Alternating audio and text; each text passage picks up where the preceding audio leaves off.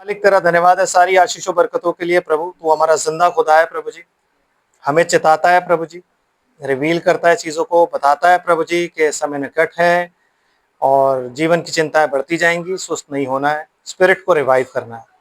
तेरा आत्मा ही हमारे साथ हो प्रभु जी, ताकि हमारी स्पिरिट तुझ में रिवाइव्ड हो। एनकरेजमेंट का आत्मा हमें दे प्रभु जी, ताकि हम तुझ में एनकरेज हो सके। दाऊद भी यही कहता है, तुझ में मैं एनकरेज हूँ प्रभु जी। तो वह एनकरेजमेंट का आत्मा हमें मिले, ताकि हम पूरे जोश के साथ मेरे प्रभु जी, जब शैतान हमें रोकना चाहता है, उसके नुमाइंदे हमें रोकना चाहते हैं, हम मेरे प्रभु बढ़ते चले जाएं। तेरी अनुग्रह की दृष्टि हम पर बनी रहे। तू हम सबका मददगार हो, रक्षक हो। पिता परमेश्वर, तेरे वचन का समय है खुदावन, तू अपनी अनुग्रह की दृष्टि बना। मेन मैसेज है प्रभु जी, इस मैसेज को ब्लेस कर मेरे प्रभु, ताकि खुदावंद ये मेरे प्रभु जहां जहां जाए आशीषित हो मेरे प्रभु लोग। और मेरे पिता परमेश्वर, लोग तेरे वचन के आगे दंडवत करें, क्योंकि तूने अपने वचन को अपने नाम से बढ़कर महत्व दिया है। तो उस वचन को लोग जाने, उसके आगे दंडवत करें मेरे प्रभु, उसका पालन करें मेरे प्रभु, और उसके अनुसार अपने जीवन को चलाएं। तेरे हाथों में सब कुछ सुपुर्द करते हैं, सारा आदर महिमा धन्यवाद तुझे देते हैं। और पिता, अपनी इस धन्यवाद की भेंट को और प्रार्थना को अपनी किसी खूबी लियाकत से नहीं, वरन आपके प्यारे और इकलौते बेटे यीशु मसीह के अद्भुत नाम में आपकी पवित्र वेदी पर समर्पित करते हैं। दया से आप इसे सुने और ग्रहण करें। Praise the Lord. परमेश्वर के वचन में चलते हैं। Amen. Ruth, Ruth, yes please.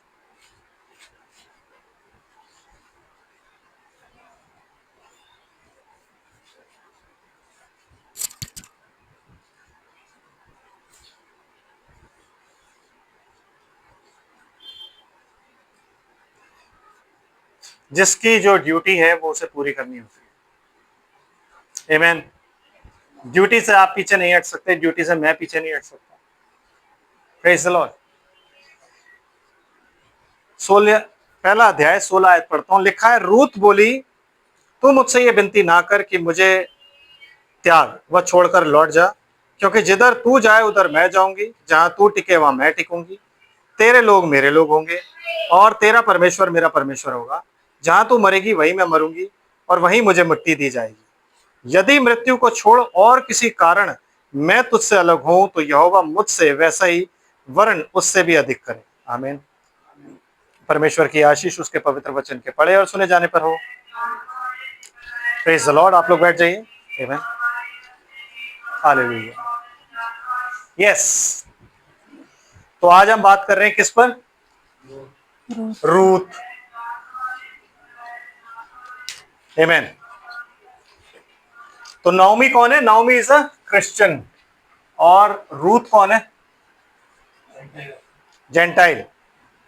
Ruth के नाम का मतलब क्या होता है पता है आपको? या तो आप उसे बोलेंगे फ्रेंड, और या फिर कंपेनियन। पता है आपको, नामों का बहुत महत्व है बाइबल में। जब आप नाम रखते हो ना, इसलिए यीशु मसीह ने अब्राहम का नाम बदल के क्या रखा? इब्राहिम। याकूब का नाम बदल के क्या रखा? इज़राइल। पॉल का नाम, शाऊल का नाम बदल के क्या रखा? पॉल, पौलुस। ठीक है ना? नामों का बहुत महत्व है।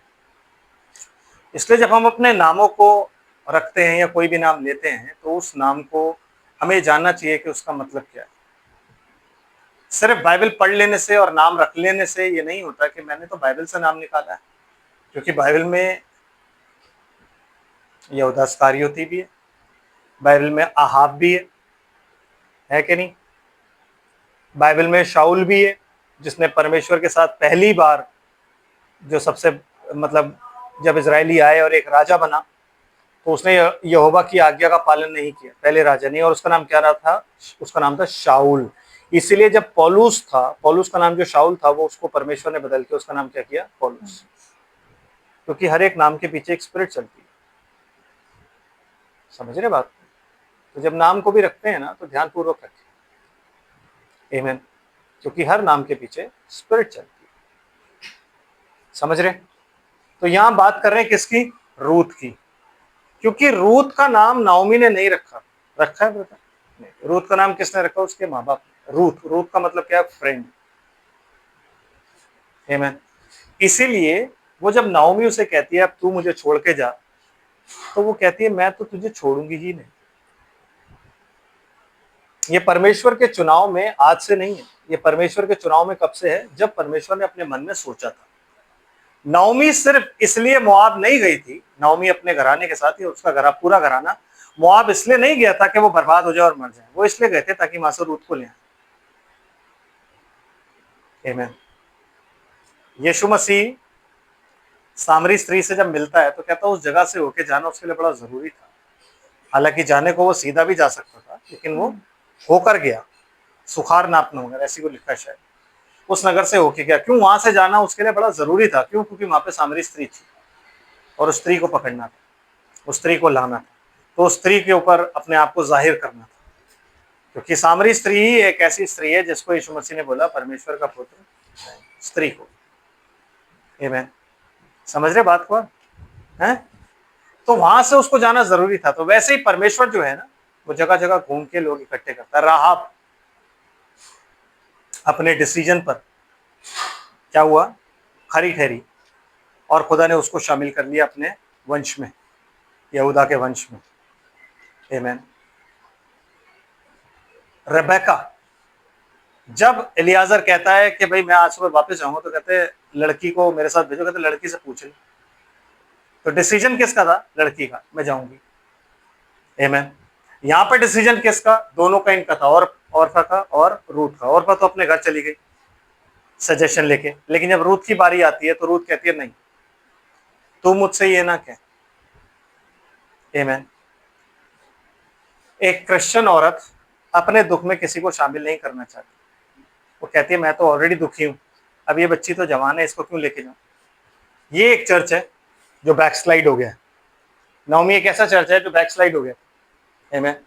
कहां से बाहर चला गया था? बैतलहम से, परमेश्वर के रोटी के घर से बाहर चला गया, बैकस्लाइड हो गया। और अब वो वापस कहां जा रहा है? बैतलहम। लेकिन अपने साथ वो एक ऐसे चर्च को लेके जा रहा है जो कि बिलीवर बन गई है वहां जाकर, एक बिलीवर को लिया उसने। इसलिए रूथ किसको रिप्रेजेंट करती है? जेंटाइल बिलीवर, आपको और मुझे, जो कि अब कहां जा रही है? बैतलहम, खुदा की रोटी के घर। आमीन। उसे नहीं पता कि मेरा फ्यूचर क्या है। आप और मैं भी नहीं जानते फ्यूचर क्या है। आमीन। फ्यूचर का मतलब, आप रैप्चर में जाओगे या नहीं जाओगे आप जानते हो? बाय फेथ आप कहते हो कि हाँ मैं जाऊंगा, बाय फेथ। भाई ब्रैनम कहते हैं कि बाय फेथ मैं कहता हूं कि मैं जाऊंगा रैप्चर में, लेकिन फ्रूट्स भी होते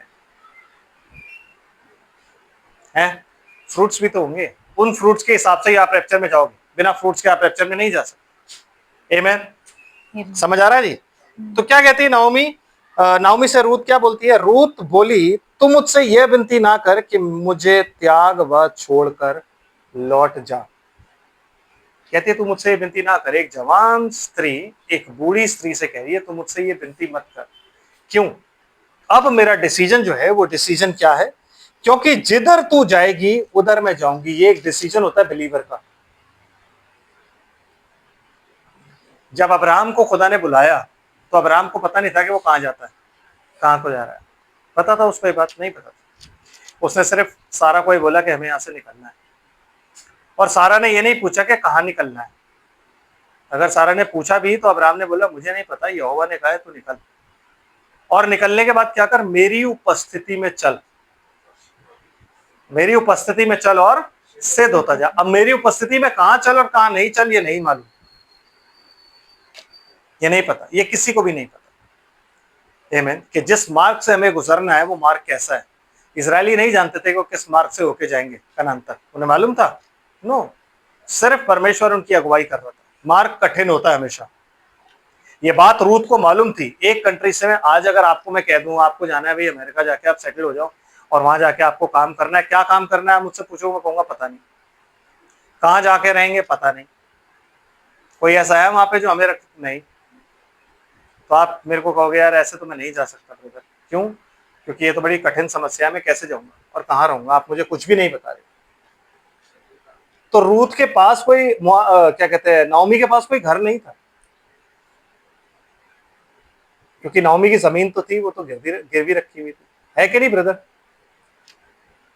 समझ रहे हो? जमीन अमीन सब कुछ गिरवी रखा हुआ था। तो अभी कहाँ जा रहे हैं कहाँ नहीं जा रहे हैं नहीं पता। एक बिलीवर की जिंदगी ऐसे ही होती है, लेकिन उसको अपने डिसीजन पर खरा उतरना चाहिए। क्यों? क्योंकि बाइबल कहती है कि वो मनुष्य परमेश्वर के घर में रहेगा जो कसम खाकर ना बदले, चाहे नुकसान उठाना पड़े। तो कसम खाकर मतलब अगर हम परमेश्वर यीशु मसीह के साथ अगर शादी के बंधन में बंध गए हैं तो हमने कसम खा ली है, तो अब चाहे नुकसान उठाना पड़े, क्योंकि चेलों ने नुकसान नहीं उठाया अपने जीवन पर, उठाया। उसके बाद इन 2000 सालों में जो डार्क एजेस रही क्या उन्होंने नुकसान नहीं उठाया? सब नहीं उठाया, बट वो अपने विश्वास पे पक्के रहे। आमीन।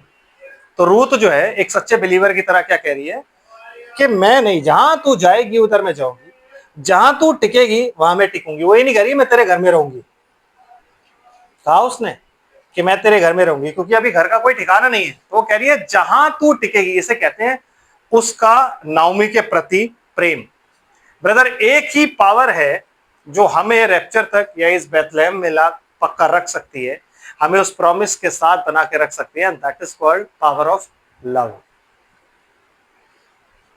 ठीक है ना? शैतान के पास सब कुछ है, एक ही चीज नहीं है, लव है क्या? क्योंकि लव क्या होता है? सैक्रिफाइस। उसी सैक्रिफाइस के निमित्त, उसी त्याग के निमित्त इसने इन दोनों को समझाया कि तुम चली जाओ। हालांकि ये बूढ़ी थी, इसको पता था कि यार मैं क्या करूंगी, माने क्या होगा मेरा, क्या नहीं होगा, लेकिन मैं इनकी जिंदगी बर्बाद नहीं करती, इनको कहूंगी तुम जाओ। ये समझदार थी, ये उस बैतलहम का, उस प्रतिज्ञा का त्याग करके ये तो चली गई, इन दोनों का त्याग करके। लेकिन अब रूत जो है वो कह रही है ना, तू मुझे मत कह, क्योंकि रूत को ये पता है कि मेरी सास बूढ़ी है, अगर मैं भी नहीं गई तो इसको कौन देख रेख करेगा इसकी। आमीन। तो वो क्या होता है? एक प्रेम है, और प्रेम जो है वो सबसे जबरदस्त फोर्स और पावर और शक्ति आपके पास है। इसलिए पौलुस क्या कहता है कि अगर मैं स्वर्गदूतों की भाषा बोलूं और प्रेम ना रखूं तो मैं कुछ नहीं। आमीन। चाहे आप अन्य अन्य भाषाओं का अनुवाद कर दो, आप कुछ नहीं हो अगर आपने प्रेम नहीं। चाहे आपके पास कोई भी रेवलेशन क्यों ना हो, आपको ये क्यों ना पता हो यीशु मसीह कल आने वाला है, तो भी आप उस रैप्चर के भागी नहीं होंगे, क्योंकि आपके पास प्रेम नहीं। तो प्रेम का होना बहुत जरूरी है ब्रदर। आमीन।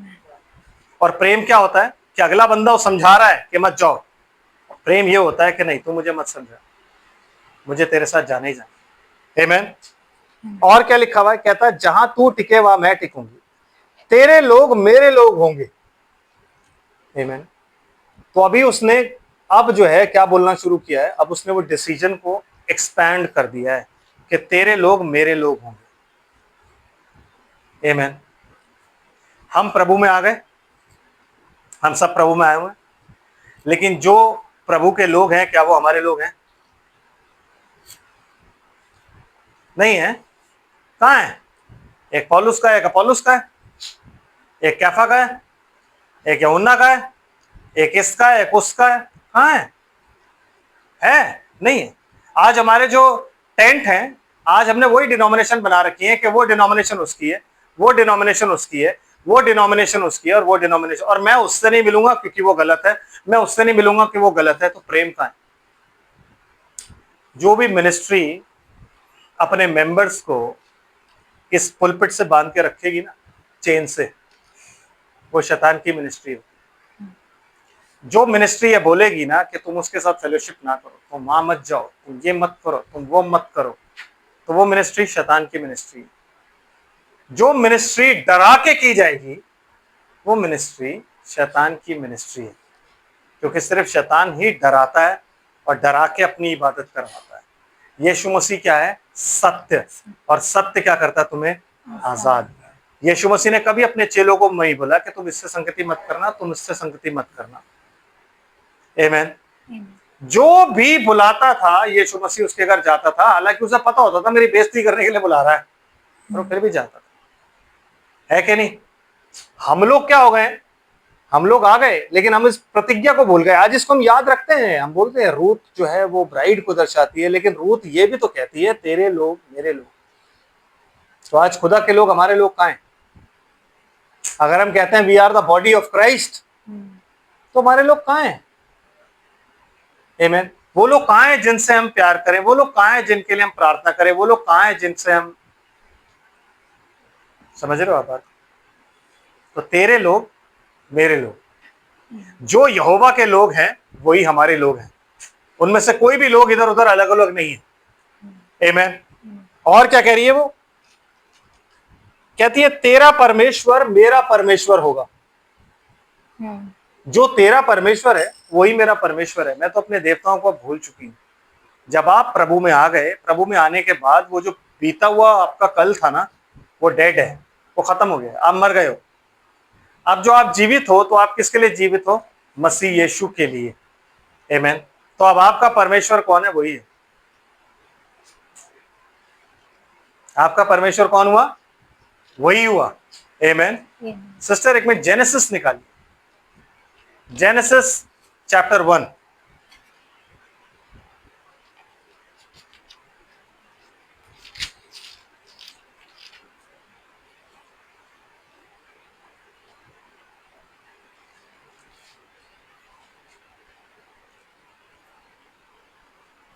नहीं अभी रुकिए, जेनेसिस चैप्टर 1 मत निकालिए, आप निकालिए जेनेसिस चैप्टर 2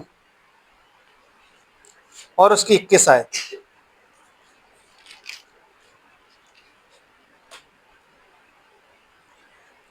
तब यहोवा परमेश्वर ने आदम को भारी नींद में डाल दिया। तब यहोवा परमेश्वर ने आदम को क्या किया? भारी नींद में डाल दिया। और जब वह सो गया, तब उसने उसकी एक पसली निकालकर उसकी जगह मांस भर दिया। और यहोवा परमेश्वर ने उस पसली को जो उसने आदम में से निकाली थी स्त्री बना दिया और उसको आदम के पास ले आया। अब आपको पता है इस स्त्री को हिब्रू भाषा में क्या बोला जाता है? नहीं नहीं पता? ईश। अगर आपके पास बाइबल पॉकेट स्वॉर्ड है तो आप उसमें देख सकते हैं, स्त्री को क्या बोला जाएगा? ईश। तो जब उसने बनाया तो हिब्रू भाषा में उसने क्या बोला? मैंने किसको बनाया? ईश। है जी? किसको बनाया? ईश को। ईश को बनाया। फिर जी आगे, ईश या ईशा, फोनेटिक अगर आप बोलेंगे तो वो ईशा होगा, ईशा। जैसे कई लड़कों के नाम होते हैं ना, ईशा, तो मतलब स्त्री। आमीन। ईश या ईशा। Yes brother. फिर सिस्टर आई क्या है? तब आदम ने कहा, अब ये मेरी हड्डी में की हड्डी और मेरे मांस में का मांस है। यस। इसलिए इसका नाम नारी होगा। इसलिए इसका नाम क्या होगा? नारी। इसका नाम नारी होगा। आमीन। ठीक है जी। क्योंकि किस में से निकाली गई है ये? ईशा। ये नर से ईशा निकाली किस में से निकाली गई? ईशा, ईश में से। मेल को क्या बोला जाता है? नर को क्या बोला जाता है हिब्रू में? ईश। हिब्रू भाषा में मैन को क्या बोलते हैं? मेल को क्या बोलोगे? ईश। है जी? समझ आ रहा है? गौर से समझो। फीमेल क्या हो गई? ईशा। मेल क्या हो गया? ईश। मतलब नर क्या हो गया? ईश। नारी क्या हो गई? ईशा। और उसमें से वो क्या करा? निकाली गई। आमीन। यस। आगे, इस कारण पुरुष अपने माता पिता को छोड़कर अपनी पत्नी से मिला रहेगा। जिससे? अपनी पत्नी से, जिसका वो क्या है? पति। वही मैसेज की बात है। क्या है वो अपनी पत्नी का? पति।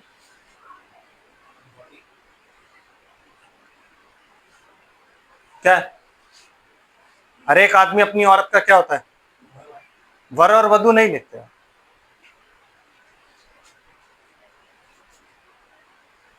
तो जब ईश की शादी, सॉरी ईशा की शादी ईश से हुई तो वो क्या बन गया? ईशा का। यस। ईश की शादी जब ईशा से हुई, क्या बन गया वो?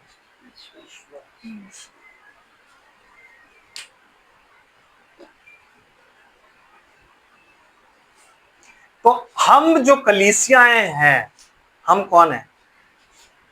क्योंकि हम भी नारी है ना। हम किस में से निकाली गई हैं? यीशु मसीह में से। उसकी दुल्हन कहां से निकाली गई है? यीशु मसीह से। तो स्त्री मतलब कलीसिया और यीशु मसीह का यही नाता है, क्या?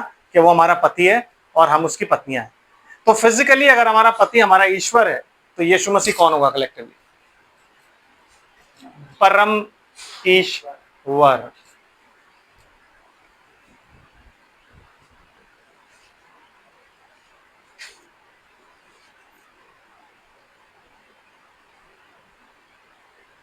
समझ रहे हैं? परम ईश्वर, परमेश्वर। क्यों? क्योंकि हम सारे कौन है? ईश्वर। इसलिए यीशु मसीह कहता है हमें क्या, क्या तुम्हारे भविष्यद्वक्ताओं को ईश्वर नहीं बोला गया जिनके पास परमेश्वर का वचन पहुंचा? गॉड है ना ब्रदर। अपनी पत्नी के लिए आप क्या हो जाते हो? गॉड। आमेन। समझ रहे हैं? तो इस चीज को आप याद रखें। आमेन। यस। तो वापस चलते हैं रूत के पास। कि रूत क्या कह रही? तेरे लोग मेरे लोग, जहां तू टिके वहां मैं टिकूं। तेरा परमेश्वर मेरा परमेश्वर। और पुराने नियम में परमेश्वर जो है इस्राएल को क्या कहता है? पत्नी। तू मुझे अब और, ईशी और बाली होता है ना, बाली का मतलब क्या होता है? छुड़ाने वाला। ईशी क्या होता है? वर, पति। आमेन। समझ आ रहा है जी बात को आपको? तो पुराना नियम जब आप पढ़ोगे ना, तो इज़राइल ने जब यहोवा से विश्वासघात किया तो उसने अपने पति से विश्वासघात किया था। That is why he needed a gentile bride. इसीलिए आप एस्तर की कहानी जब सुनाते हो ना, तो एस्तर हमें क्यों रिप्रेजेंट करती है? क्योंकि वष्टी इज़राइल को रिप्रेजेंट करती है। तो पुराना नियम जब आप पढ़ते हो तो इज़राइल परमेश्वर की पत्नी था। आप पढ़ोगे उसमें, वहां लिखा हुआ है। इसलिए जेंटाइल ब्राइड जो है उसका भी पति कौन हुआ? यीशु मसीह, जो आज की डेट में कहां बैठा हुआ? सिंहासन पर। आमेन। परमेश्वर के तुल्य होने के बावजूद उसने अपने आप को क्या किया? दीन। तुल्य होने के बावजूद मतलब आमेन, बराबर। परमेश्वर ने उसे वो नाम दिया जो सबसे सर्वश्रेष्ठ है। अपने सिंहासन पर उसको बिठाया विद पावर एंड अथॉरिटी।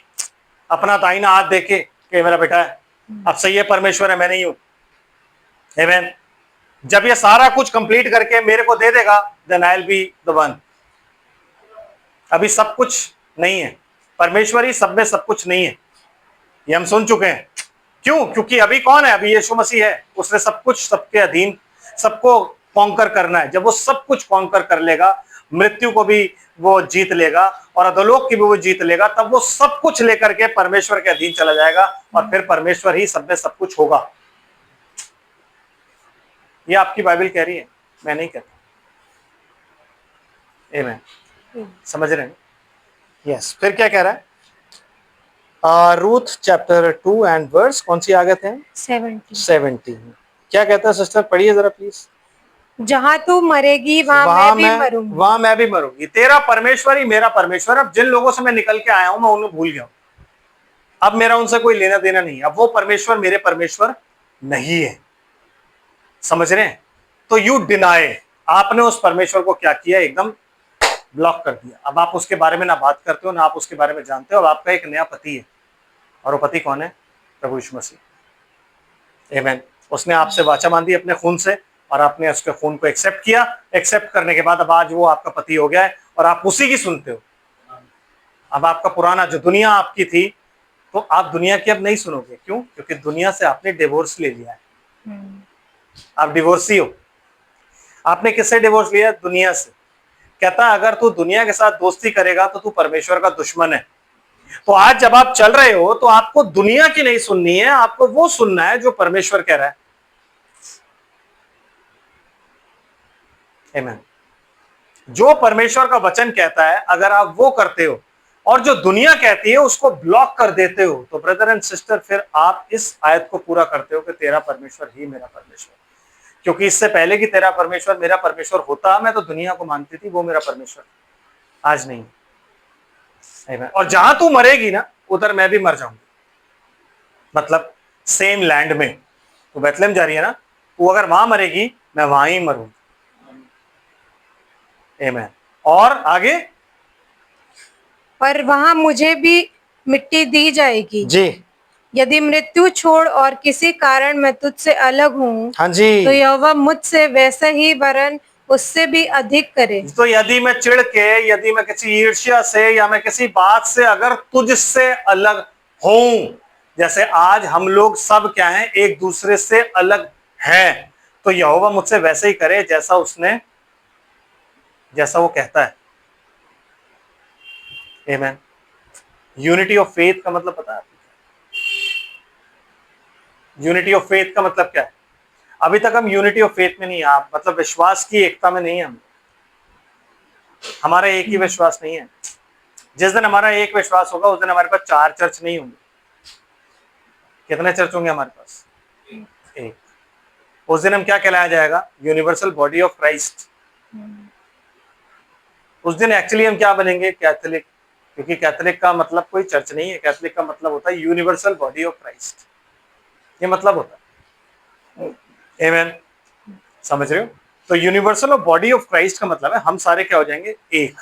तो जैसे डिनोमिनेशन अपने आप को यूनाइट कर रही है, अपने आप को एक कर रही है, सारी डिनोमिनेशन एक साथ आ रही है धीरे धीरे, और सब कह रही है हम सब एक हैं, हमें एक रहकर ही परमेश्वर की इबादत करनी चाहिए। वैसे ही परमेश्वर की दुल्हन को भी क्या करना है? यूनाइट। और वो यूनाइट करने का, वो एक होने का तरीका क्या है? भले ही चर्च अलग अलग हैं, लेकिन हमारे जो आत्मा है, जो हमारा विश्वास है, वो वहां भी कई लोग ऐसे होंगे और यहां भी कई लोग ऐसे होंगे जिनका विश्वास एक ही होता चला जाएगा। यस। जो मैं प्रीच कर रहा हूं वही कोई और प्रीच कर रहा है, उसे कहते हैं आत्मा की एकता। जो मैं प्रीच कर रहा हूं वही कोई और दे रहा है, जो मैं प्रीच कर रहा हूं वो कोई और कर चुका है, या कोई और आगे कर रहा है, या कोई और करेगा। उसे कहते हैं आत्मा की एकता। कि आत्मा यहां भी कराती है, वहां भी कराती है, वहां भी कराती है, वहां भी कराती है, वहां भी कराती है, और हर जगह कराती है। आत्मा की एकता उसे बोले जाती है। आमीन। तो रूथ एक डिसीजन ले रही है और उस डिसीजन में बता रही है मृत्यु को छोड़ कोई भी चीज मुझे तुझसे अलग नहीं कर सकती। परमेश्वर के वचन को छोड़, परमेश्वर के मृत्यु को छोड़ कोई भी चीज परमेश्वर के वचन से आपको अलग नहीं करनी चाहिए। जब आप परमेश्वर के वचन में पाया जाते हो तो ये वायदा होता है, till death do us part. शादी का है ना ये, till death do us part. मतलब अगर मृत्यु हम दोनों को, पति पत्नी को अलग करे तो करे, वरना हम लोग अलग नहीं होंगे। ये शादी का एक वो होता है वायदा, जो डिनोमिनेशनल मैरिजेस होती है ना उनमें बोला जाता है। बाकी तो जो वैसी शादी में लड़के लड़की पहले ही कह देते हैं कि जब तुम्हें मरने तक नहीं छोड़ूंगा मैं। यस, ये है कि नहीं? तो जो भी वायदा आप कर रहे हो, इसीलिए ब्रदर ब्रैनम कहते हैं अगर जो वायदा आपने कर दिया ना, वो परमेश्वर के घर में वायदा लिख दिया गया है। लड़कों के लिए बोला गया ये बात, कि लड़कों से ये बात बोली गई है, जो वायदा तुमने लड़कियों से कर दिया ना वो परमेश्वर के घर में लिख दिया गया है। तो तुम इस चीज को याद रखो कि अपने वायदे पे तुम पक्के ठहरो, क्योंकि अगर तुम पक्के नहीं ठहरे ना तो तुमसे हिसाब मांगा जाएगा। आमीन। समझ रहे? तो जो अगर तुमने बेध्यानी में भी कर दिया है तो तुम पक्का ठहरो। समझ आ रहा है जी आप? यस। तो जब रूथ ने इतनी बातें बोल दी और ये रूथ का डिसीजन था, तब उसकी सास ने बोला कि अब मैं इसे और कुछ नहीं बोलूंगी, है ना? अब इसने इतनी बातें अगर मुझे बोल दी और यहोवा की शपथ धरा के अगर इतना कुछ बोल दिया है मुझसे, क्योंकि जब वो कह रही है यहोवा मुझसे वैसे ही करे, मतलब वो यहोवा के नाम से कह रही है हर चीज बात। तो जब वो इतनी बातें कह रही है तो फिर इसका मतलब, और यही चीजें आपकी और मेरी हैं, हर एक बिलीवर का यही डिसीजन होना चाहिए और यही बातें होनी चाहिए कि तेरे लोग ही मेरे लोग हैं। मतलब परमेश्वर में आने के बाद हमारे पास बाहर के लोग नहीं है। मैंने आपको पहले ही बताया था कि 2 रेस इस दुनिया में चलती, सिर्फ 2 रेस हैं इस दुनिया की। आमीन। एक को आप क्या बोलते हो? गॉड सीड, और दूसरा क्या होता है? Serpent seed. इसके अलावा और कोई दूसरी रेस नहीं। आमीन। जो गॉड सीड है वो आपका मित्र रहेगा, जो सरपेंट सीड है उससे आपका कोई नाता नहीं। वो सिर्फ आपको क्या करेगा? सताएगा। क्योंकि शरीर का जन्मा हुआ आत्मा के जन्मे हुए को हमेशा, ये सरपेंट सीड काय का जन्मा हुआ है? शरीर का। क्योंकि उसने देखा, उसे अच्छा लगा, उसने खाया, तो वो शरीर से जन्मा। आत्मा का जन्मा कौन है? यीशु मसीह। आमीन। वो आत्मा से जन्मा हुआ है। तो जो भी शरीर का जन्मा हुआ है वो आत्मा के जन्मे हुए को हमेशा सताएगा। और मैं सतना नहीं चाहता। मैं कहता हूं मैं क्यों सतूं, मेरे को नहीं सतना। तो परमेश्वर चाहता है कि आप सताए जाओ, और आप सतवाना नहीं चाहते अपने आप, है नहीं? हमें चाहते हैं कि प्रभु मैं ना रिवोल्ट करूंगा मैं। That is not God. Amen. परमेश्वर ऐसा नहीं है। जब उसने हमें बुलाया तो इसलिए बुलाया कि हम सताए जाएं। कहता अगर भले बुरे काम करके तुम घूसे खाते हो तो इसमें कौन सा बड़ा काम करते हो, ये तो भाई सारे करते हैं। जो गलती करता है वो तो मारा ही जाएगा, लेकिन जो भले काम करके जूते खाए, सॉरी मुक्के खाए, तो परमेश्वर को ये बात भाती है। आमेन। और तुम इसीलिए बुलाए गए हो, ये भी लिखा हुआ उसके आगे कि तुम इसीलिए बुलाए गए हो। तो आप किस लिए बुलाए गए हो? कि आप भले काम करो, आप मुक्के खाओ और परमेश्वर खुश हो, और फिर कंप्लेंट नहीं करो। कंप्लेंट भी नहीं करनी। आमेन। यस सिस्टर, उसके डिसीजंस पर खुदा आगे बढ़ रहा है और रूथ उसे कह रही है कि चल अब ठीक है, कोई बात नहीं, चलता है। इस चीज को ध्यान रखिएगा जो उसने बोला है, मैं आपको आगे बताऊंगा कि ये क्या है। Yes sister please. जब उसने ये देखा कि वे मेरे संग चलने को स्थिर है, तब उसने उससे और कुछ ना कहा। अतः वे दोनों चल निकली और बैतलहम पहुंची। उनके बैतलहम में पहुंचने पर सारे नगर में उनके कारण हलचल मच गई और स्त्रियां कहने लगी, क्या ये नौमी है? क्या ये नौमी है? बेचारी का क्या हाल हो गया है? जब यहाँ से गई थी तो कितनी अच्छी दिखती थी, भरी पूरी थी, सब कुछ था। एलीमेलेक कहाँ है? दोनों लड़के कहाँ हैं? कहाँ गए सब? क्या ये नौमी है? और ये इसके साथ जो है ये कौन है? तो सारी औरतें पूछने आती हैं। तो नौमी उनका जवाब क्या देती है? उसने उनसे कहा, मुझे नौमी ना कहो, मुझे मारा कहो। मैंने आपको बताया ना, नाम का बहुत ज्यादा इंपॉर्टेंस है। नौमी का मतलब क्या है? प्लेजेंट। मारा का मतलब क्या है? यहोवा की मारी हुई, दुखियारी। आमेन। तो वो क्या कह रही है? नौमी मत करो, मेरा नाम बदल दो, और मेरा नाम बदल के क्या कर दो आज? मारा, दुखियारी। तो आपके नाम के पीछे आपकी स्पिरिट चलती है। आमेन। आप जो नाम के होते हो ना, वो स्पिरिट आपको फॉलो करती है हर हालत में। सोच समझ के नाम रखना चाहिए। आमेन। समझ आ रहा है जी? यस। फिर क्या हुआ जी?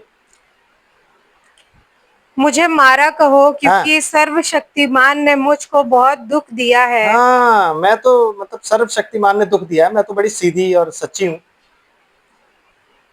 क्यों ब्रदर? खुदा की बिल से कौन निकला था?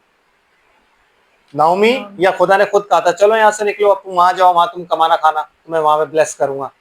खुद निकली। और अब वो क्या करी? यहोवा ने मुझे मारा है और मैं भरी पूरी चली गई थी, परंतु यहोवा ने मुझे छूछे करके लौटाया। मुझे छूछी कर दिया। मैं भरी पूरी गई थी यहाँ से, बट यहोवा ने छूछा नहीं किया। आप ब्लेसिंग के घर से बाहर निकलोगे तो आप अपने आप ही छूछे हो जाओगे। जब आप परमेश्वर के वचन से बाहर निकलोगे, आप अपने आप छूछे हो जाओगे। Amen. Then sister what happened? इसलिए जबकि यहोवा ही ने मेरे विरुद्ध साक्षी दी और सर्वशक्तिमान ने मुझे दुख दिया है, फिर तुम मुझे क्यों नौमी कहते हो? क्यों मुझे तुम नौमी कहते हो? अब नौमी मत कहो। और इस प्रकार नौमी अपनी मोआबिन बहू रूत के साथ लौटी, हाँ जी, जो मोआब देश से आई थी। वह जो कटने के समय के आरंभ में बैतलहम पहुंची। इंपॉर्टेंट चीज, किस टाइम पे वो पहुंचे थे? इंग्लिश क्या कह रही है ब्रदर? क्या टाइम था? बताओ भाई, कौन सा टाइम था? कटनी का समय। आमेन। किस समय वो वापस आई है? कटनी के समय, जिसको आप क्या बोलते हो? हार्वेस्ट। ब्रदर, क्या तुम लोग को लगता है कि अभी कटनी में 4 महीने बाकी? नजर उठा के देखो, फसलें पक चुकी हैं। खेत के मालिक से कहो कि और मजदूर भेज दे। पढ़ा है बाइबल में आपने? कटनी निकट है। पढ़ा है? आमेन। वो कब वापस आई है? कटनी के समय में। The time of harvesting. Harvesting वो टाइम होता है जब गेहूं की बालें पक जाती हैं और काट काट के उनको खत्ते में इकट्ठा किया जाता है। ये टाइम कौन सा है पता है आपको? कौन सा समय चल रहा है? कटनी का समय। डिनोमिनेशन सारी इकट्ठे की जा रही है। 1948 में जब वर्ल्ड चर्च ऑफ काउंसिल्स बनी थी, उस टाइम पे कटनी शुरू हो गई थी और आज तक कटनी चल रही है। और क्या हो रहा है? वहां की फसल उधर इकट्ठी की जा रही है। आमेन।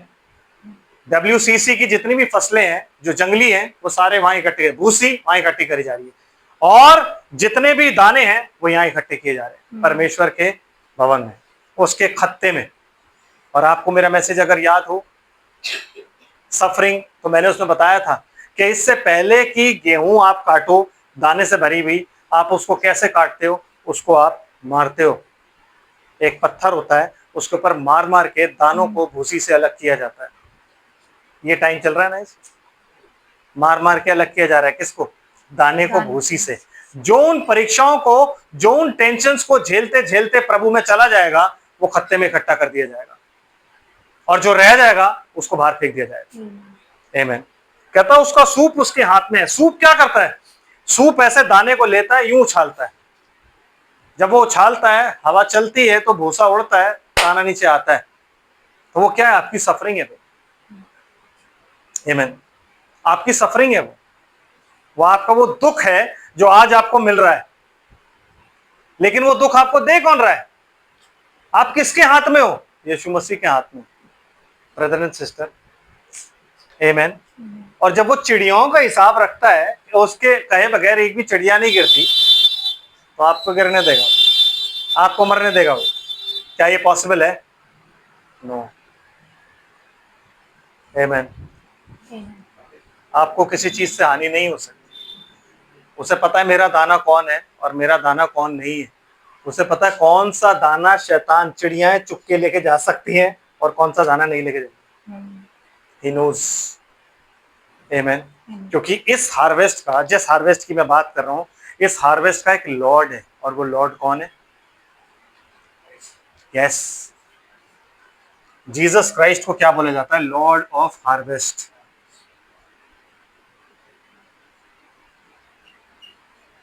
कटनी का प्रभु। आमीन। कटनी का प्रभु। प्रकाशित वाक्य की पुस्तक और उसका 14 अध्याय।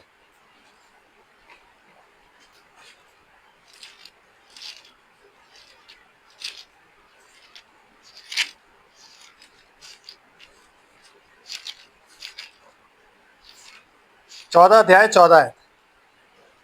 प्रकाशित वाक्य 14:14।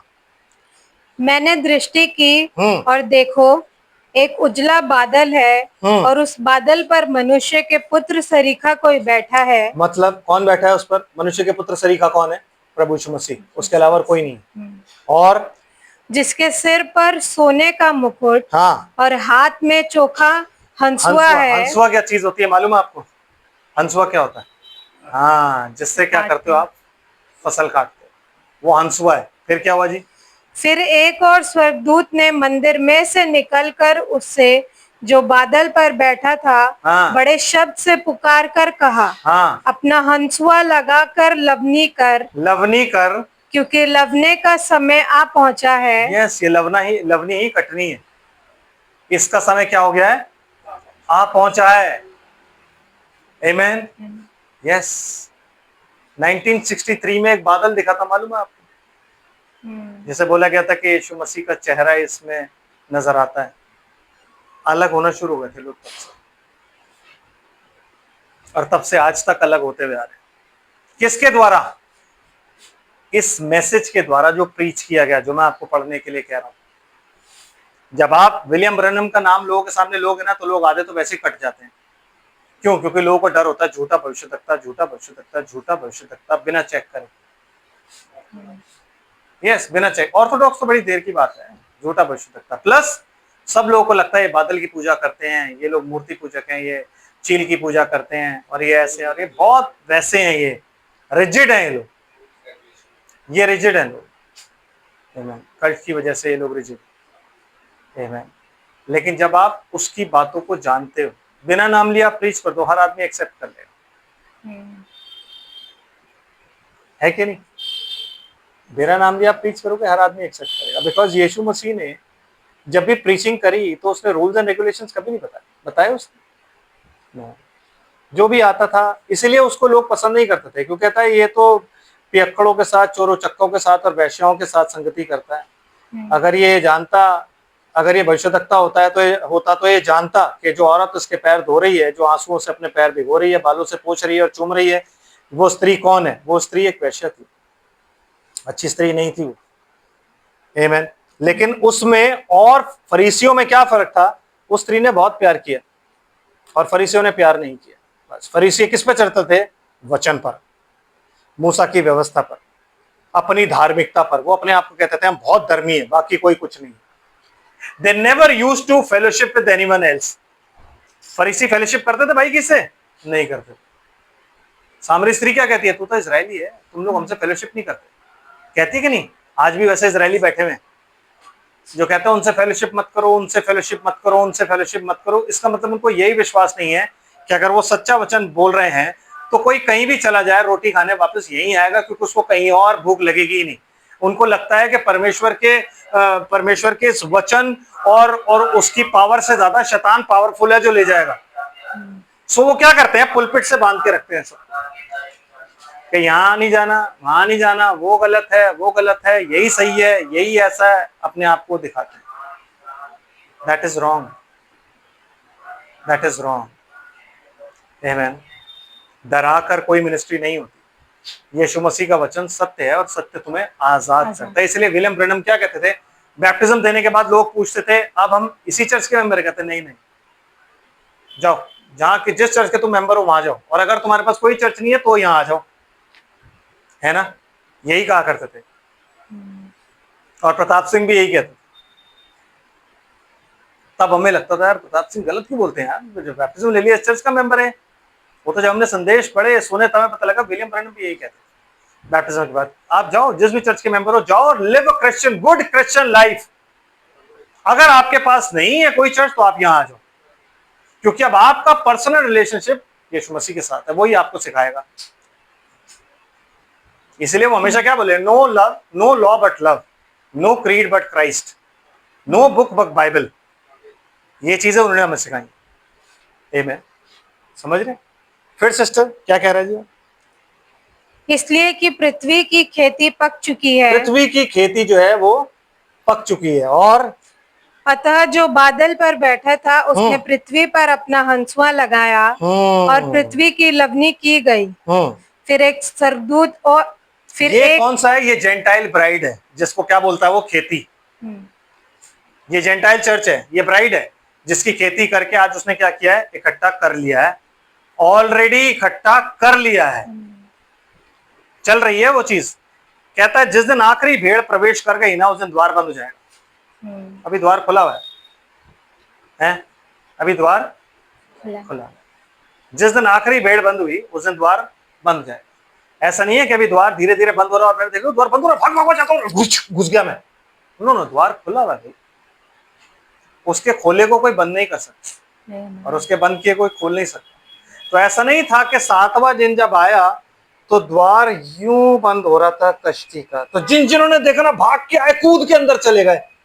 No, it is not like that. एक दिन जिस दिन मतुशैला मर गया ना उस दिन द्वार, उसने बोला तुम अंदर जाओ, और द्वार बंद कर दिया, और 7 दिन तक द्वार जो था वो क्या रहा? और उसके बाद जल प्रलय आ गया। है कि नहीं? तो सिस्टर कटनी तो चल रही है, दुल्हन तो इकट्ठी हो रही है, सिर्फ इस युग में नहीं, 2000 सालों से इकट्ठी हो रही है। आमीन। 2000 सालों से इकट्ठी हो रही है। आमीन। एंड फिर एक और स्वर्गदूत उस मंदिर में से निकला जो स्वर्ग में है, और उसके पास भी चोखा हंसुआ था। अब जो निकला है वो कौन है? एक स्वर्गदूत निकला है, और उसके पास क्या है? चोखा हंसुआ। और फिर एक और स्वर्गदूत जिसे आग पर अधिकार था, हाँ, वेदी पर से निकला, हाँ, और उसके पास चोखा हंसुआ था। हाँ, उससे ऊंचे शब्द और से जिसके कहा, पास हंसुआ था। तो 2 स्वर्गदूत हो गए। एक स्वर्गदूत निकला जिसके पास चोखा हंसुआ है, एक स्वर्गदूत हो गया जिसको आग पर अधिकार है। ऐसा कौन सा स्वर्गदूत है जिसे आग पर अधिकार है? सिवाय एलिया के कोई नहीं है।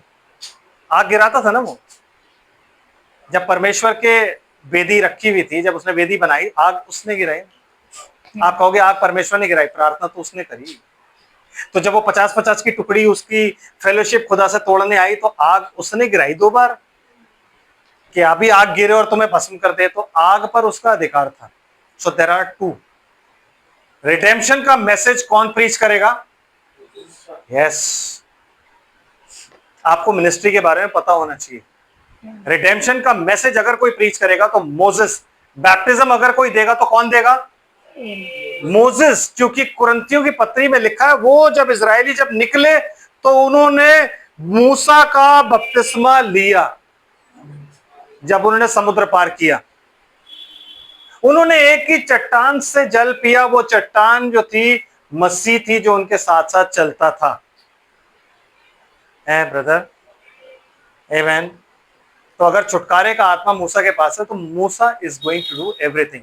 एलिया का काम क्या है कि उनके सामने ये दिखाना कि तुम जिसकी वर्शिप कर रहे हो वो गलत है। बाल की आज वर्शिप करो या यहोवा की वर्शिप करो। यस, बाल की वर्शिप करो या यहोवा की वर्शिप करो। समझ रहे हैं? तो उसने बोला कि हंसुआ उसके हाथ में, कटनी कर ले भाई। अब क्या लिखा जी, आगे क्या कहता? फिर एक और स्वर्गदूत जिसे आग पर अधिकार था वेदी में से निकला और जिसके पास चोखा हंसुआ था उससे ऊंचे शब्द से कहा, अपना चोखा हंसुआ लगाकर पृथ्वी की दाखलता के गुच्छे काट ले। क्या काट ले? दाखलता। पहली बार क्या काटा गया है? खेती, अन्न। दूसरी बार क्या काटा जा रहा है? दाखलता, दाख, दाख की बारी। दाख की बारी क्या है? इजराइल। दाख की बारी इजराइल है। तो कह रहा है कि वो लगा के क्या कर, तू काट ले क्योंकि दाख पक चुकी है। और सिस्टर क्या लिखा हुआ है? क्योंकि उसकी दाख पक चुकी है। हाँ जी। तब उस स्वर्गदूत ने पृथ्वी पर अपना हंसुआ लगाया। और पृथ्वी की दाखलता का फल काट कर अपने परमेश्वर के प्रकोप के बड़े रसकुंड में डाल दिया। क्यों? क्योंकि यही लोग थे जिन्होंने 3.5 साल के बाद क्या मांगा था? शैतान, शैतान, शैतान। इन्होंने परमेश्वर के वचन का विश्वास नहीं किया था। मूसा और एलिया भी मर गए। तो उसने क्या किया? उसके प्रकोप की जो प्याला होता है, जो हौद होता है, उसमें उसको डाल दिया। और वहां पे क्या हुआ सिस्टर? और नगर के बाहर उस रसकुंड में दाख रौंदे गए। जी, दाख को क्या किया उन्होंने? रौंदा। और रसकुंड में से इतना लहू निकला कि घोड़ों की लगामों तक पहुंचा। समझ रहे? और 100 कोस तक बह गया। Yes, this is called the time of great tribulation. ये वो समय है जो बड़ी विपत्ति का समय है, जो कि यीशु मसीह ने कहा है ना उससे खराब समय आज तक पृथ्वी पर आया है और ना ही आएगा। आमीन। किसने बोला है? Lord of harvest. आमीन। तो वो कब वापस गई? कटनी के समय। जौ की कटनी के समय वो वापस जा रही है। आमीन।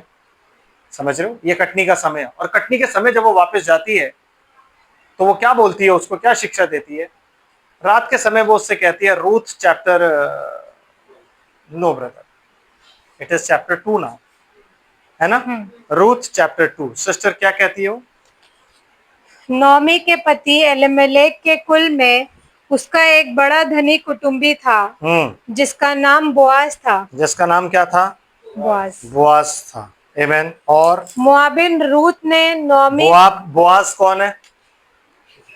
नो ब्रदर, बोआज कौन है? एक किन्समैन है। क्या है? किन्समैन है। रिडीमर क्यों बोल रहे हो आप उसे? वो क्या है? किन्समैन। किन्समैन का मतलब क्या होता है? निकट कुटुंबी। निकट कुटुंबी मतलब करीब का रिश्तेदार। बहुत करीब का रिश्तेदार है और बहुत धनी है वो। He is rich. तो क्या हुआ? मोआबिन रूथ ने नौमी से कहा, मुझे किसी खेत में जाने दे कि जो मुझ पर अनुग्रह की दृष्टि करे। उसके पीछे पीछे मैं सिला बीनती जाऊं। मतलब जो पीछे दाने गिरते हैं ना, मैं वो बिनती जाऊंगी ताकि कुछ खाने को मिले। तो उसने नाओमी से परमिशन मांगी। आमीन, कि मुझे जाने दे। तो क्या हुआ फिर? उसने कहा, चली जा बेटी। और उसने बताया भी नहीं कहाँ जाना है कहाँ नहीं जाना, बताया उसने? नो। फिर क्या हुआ जी? इसलिए वह जाकर एक खेत में लवने वालों के पीछे बिनने लगी, और जिस खेत में वह संयोग से गई थी, हाँ, वह एलीमेलेक के कुटुंबी बोआज का था। ये कौन सा संयोग है ब्रदर? जब बाइबल में आप इस संयोग को देखोगे तो इस संयोग के बारे में बाइबल क्या कहती है कि steps of righteous are ordered bye,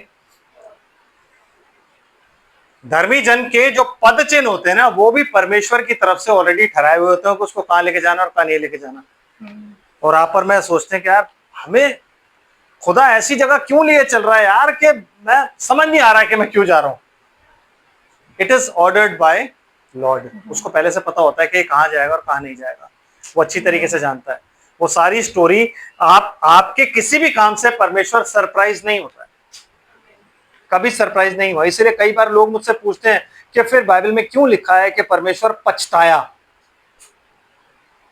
पछताया मतलब उफ, ओ मुझे तो पता ही नहीं था कि ये आदमी ऐसा करेगा, मनुष्य मेरे लिए ऐसा कर देगा, तो परमेश्वर पछताया।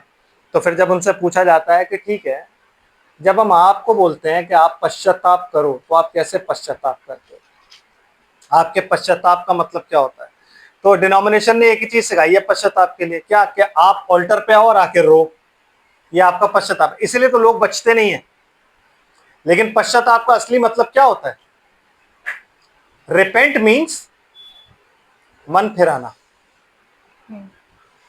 रिपेंट मीन्स यू टर्न मारना। यू टर्न मतलब आप जिस दिशा में, आप मौत की दिशा में जा रहे हो, वहां से आपने यू टर्न मारा और आप जीवन की दिशा में बढ़ने लग गए, उसको बोलते हैं रिपेंट।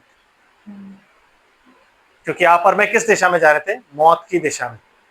जब यीशु मसीह हमें मिला तो हमने अपने पुराने जीवन से तौबा, तौबा का मतलब क्या होता है? आपको तौबा का मतलब नहीं पता? उर्दू बाइबल हम पढ़ते हैं और तौबा हम बोलते हैं। तौबा कब बोलते हैं? अरे भाई मेरी तौबा, मेरे बाप की तौबा अब नहीं करूंगा, हम बोलते नहीं बोलते? तो तौबा का मतलब क्या होता है? उस चीज से आपने अपना मन फेर लिया। यार वो मन फेरने का मतलब क्या था जेनेसिस में? कि मेरा आत्मा मनुष्य से सदा लौ विवाद नहीं करेगा। क्योंकि जब मैं मनुष्य से लौ विवाद करता हूं वो मेरी सुनता नहीं है। क्यों? क्योंकि वो शरीर है। मैं मनुष्य को मना करता हूं, बेटा तुम ये नहीं बेटा नहीं करना, लेकिन उसका शरीर उसे कहता है ये करना है, और वो अपने शरीर की सुनता है। तो मनुष्य, तो परमेश्वर कहता है अब there will be no fellowship, please no fellowship with him. उसका मतलब होता है कि परमेश्वर ने मनुष्य से अपना मुंह फेर लिया। कब तक? जब तक के जल प्रलय नहीं आया। क्योंकि उस जाति को उसने उस टाइम के जितने भी लोग थे उनको उसने नाश करना था। जब वो टाइम खत्म हो गया उसके बाद अब्राहम से परमेश्वर ने दोबारा बातचीत करनी शुरू करी और दोबारा निकला। कब तक? अब तक। जिस दिन रैप्चर हो गया उस दिन परमेश्वर अन्य जातियों से भी मन फेर लेगा। पता है आपको ये बात है? मन फेर लेगा। क्यों? क्योंकि अब वो इजराइल की तरफ मुड़ेगा। उसका कार्य यहां पे पूरा हो गया, अब वो इजराइल की तरफ मुड़ जाएगा। आमीन। समझ आ रहा है? Yes sister. फिर क्या कहता है? और संयोग से वो क्या हुआ? अबीमेलेक की तरफ। क्योंकि परमेश्वर की योजना के अनुसार आज की डेट में अगर बलजिंदर सिंह भी कुछ प्रीच कर रहा है तो वो अपनी मर्जी से प्रीच नहीं कर रहा, उसे परमेश्वर करवा रहा है। अगर अंकुर नरूला की कोई मिनिस्ट्री है तो वो अपनी मिनिस्ट्री अपने आप से नहीं कर रहा। परमेश्वर को पहले से हर चीज मालूम है कि कौन क्या करेगा। वो gift and callings are without repentance. चाहे आप रिपेंट करो या ना करो, गिफ्ट कॉलिंग्स आपको दिए हुए मतलब पहले से पता है। बेनियन अगर कोई मिनिस्ट्री कर रहा है तो वो कर रहा है और उसे करने दी जा रही है ना। कोई और भाई है जो वचन से बैकस्लाइड हो गया और वो कोई मिनिस्ट्री कर, वो खुदा को पहले से ही माना था। खुदा सरप्राइज नहीं है, खुदा को मालूम था और खुदा वो करवा रहा है। क्यों करवा रहा है? Just to test his people. अपने लोगों की परीक्षा के लिए उसने ऐसे लोग बीच में भेजे हैं जो लोग ऐसा प्रचार कर रहे हैं, और फिर वो अपने लोगों को देख रहा है कि ये बंदे को देख के आ रहे हैं या ये वचन के पीछे चल रहे हैं। क्योंकि अगर बंदे को देख के आ रहे हैं कि नहीं भाई ये शुरू से ऐसा वचन प्रचार करते आ रहे हैं तो ये गलत नहीं हो सकता, ये आज भी जो भी बोल रहे हैं वो थस सेड द लॉर्ड है, तो कोई भी आदमी का वचन थस सेड द लॉर्ड नहीं होता। याकूब की पत्री में लिखा हुआ है कि हम कई बार चूक कर जाते हैं, हम में से बहुत प्रचारक ना बने। हम कई बार चूक कर जाते हैं।